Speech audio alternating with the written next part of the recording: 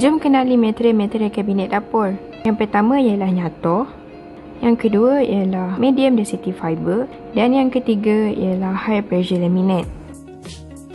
Ciri-ciri nyatoh ianya tahan lama, paling mudah untuk membuat rekaan terkini disebabkan keadaan kayu yang agak tebal serta keratan lentasnya yang sangat halus hingga dapat dilihat dengan mata kasar. Kayunya berwarna teras merah jambu pekat atau coklat kemerahan dan ira kayu yang agak rapat hingga bercantum di tengah batang. Turut ditemui juga ira yang berombak. Nyatoh ianya bertekstur rata dan sedikit kasar. Tebalan nyatoh untuk kabinet dapur ialah 19mm.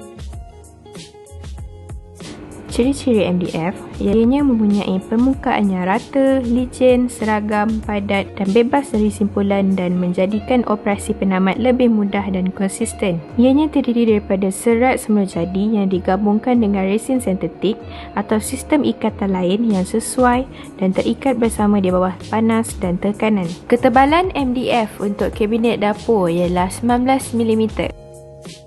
Ciri-ciri HPL ianya dihasilkan menggunakan lapisan kertas kraft yang diresapi dengan resin fenolik, dilapisi dengan kertas hiasan dan ditekan di bawah panas dan tekanan tinggi.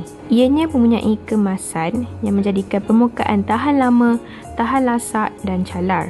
Ketupatan yang tinggi memberikannya ketahanan hentaman dan mudah dibersihkan. Ketebalan HPL untuk kabinet dapur ialah 19mm.